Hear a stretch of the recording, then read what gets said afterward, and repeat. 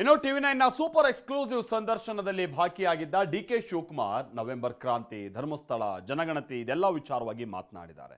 ಸಂದರ್ಶನದಲ್ಲಿ ಅವರು ಹೇಳಿದಂತ ಕೆಲ ಪ್ರಮುಖ ವಿಚಾರಗಳಿಗೆ ಸಂಬಂಧಪಟ್ಟ ಹಾಗೆ ಒಂದು ರಿಪೋರ್ಟ್ ಬನ್ನಿ ಕ್ವಿಕ್ ಆಗಿ ನೋಡ್ಕೊಳ್ಳೋಣ.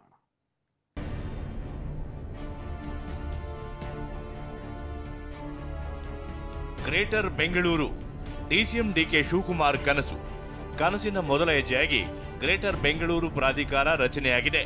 ಗ್ರೇಟರ್ ಬೆಂಗಳೂರು ಆಡಳಿತ, ಗ್ರೇಟರ್ ಬೆಂಗಳೂರು ಹೇಗಿರುತ್ತೆ ಎಂಬ ಬಗ್ಗೆ ಟಿವಿ9 ಸೂಪರ್ ಎಕ್ಸ್ಕ್ಲೂಸಿವ್ ಸಂದರ್ಶನದಲ್ಲಿ ಮಾತನಾಡಿದ ಡಿಸಿಎಂ ಡಿಕೆ ಶಿವಕುಮಾರ್ ಭವಿಷ್ಯದ ಬೆಂಗಳೂರು ಬಗ್ಗೆ ಬೆಳಕು ಚೆಲ್ಲಿದ್ದಾರೆ. ಟನಲ್ ರಸ್ತೆ ನಿರ್ಮಾಣದಿಂದ ಟ್ರಾಫಿಕ್ ಕಡಿಮೆಯಾಗುತ್ತೆಂಬ ವಿಶ್ವಾಸ ವ್ಯಕ್ತಪಡಿಸಿದ್ದಾರೆ. ಬೆಂಗಳೂರಲ್ಲಿ ಮೇಜರ್ ಇಶ್ಯೂ ಮೂರು ಮೇಜರ್ ಇಶ್ಯೂ. ಒಂದು ಕಸ, ಒಂದು ಗುಂಡಿಗಳು, ಮೂರನೇದು ಟ್ರಾಫಿಕ್.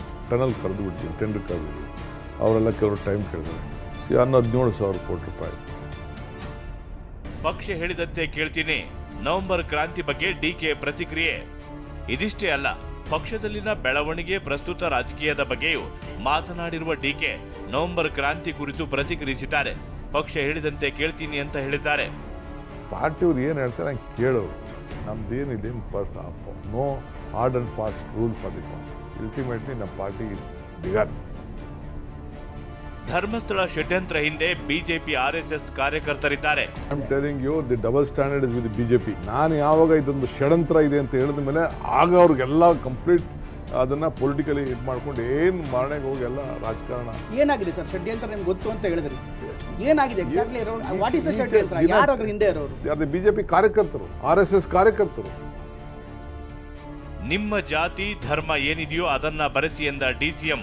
ನಾನು ಎಲ್ಲ ಜಾತಿಯವ್ರಿಗೂ ನಾನು ರಿಕ್ವೆಸ್ಟ್ ಮಾಡ್ತೀನಿ, ಲಿಂಗಾಯತರಿರಲಿ, ಒಕ್ಕಲಿಗರಿರಲಿ, ಹಿಂದುಳಿದವರಿರಲಿ, ಬ್ರಾಹ್ಮಣರಿರಲಿ, ಮರಾಠಿಗಳಿರಲಿ, ಈಡಿಗರಿರಲಿ, ಬಿಲ್ಲವಾಯಿರಲಿ, ಕುಂಬಾರರು, ಬೇರೆ ಬೆಸ್ ನಿಮ್ಮ ತಾಲೂಕುಗಳಲ್ಲಿ, ನಿಮ್ಮ ಊರುಗಳಲ್ಲಿ ಏನು ಈ ಸಮಾಜ ಇದೆ ಕರೆಕ್ಟಾಗಿ ನೀವು ಹೇಳ್ಕೊಬೇಕು. ನೇರವಾಗಿ ನೀವು ಯಾವ ಧರ್ಮಕ್ಕೆ ಸೇರಿದ್ದೀರಿ, ಯಾವ ಜಾತಿ ನೇರವಾಗಿ ಹೇಳಿ ನಿಮ್ಮ ನಂಬರ್ನ ಸರಿ ಮಾಡ್ತೀವಿ. ಇನ್ನು ಬಾನು ಮುಸ್ತಾಕ್ ಆಯ್ಕೆ ಕುರಿತು ಸ್ಪಷ್ಟನೆ ನೀಡಿದ ಡಿಕೆ, ಅಂಬಾರಿ ಹೋಗುವಾಗ ಬೇರೆ ಧರ್ಮದವರು ಕೈ ಮುಗಿದ್ರೆ ಬೇಡ ಎನ್ನಲು ಆಗುತ್ತಾ ಅಂತ ಬಿಜೆಪಿಗೆ ತಿವಿದಿದ್ದಾರೆ.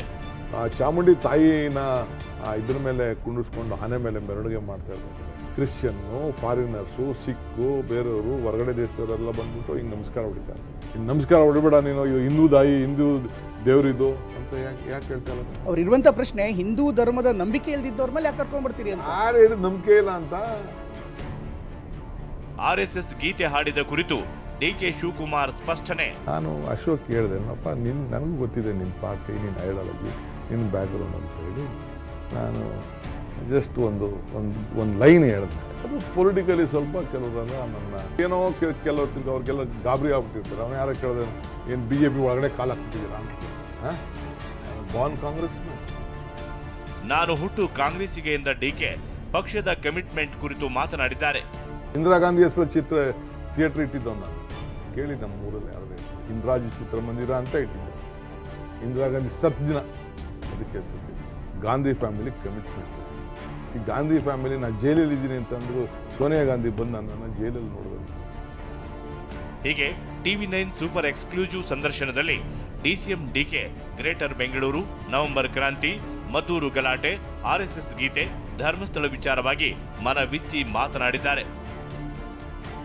Bureau report ಟಿವಿ9.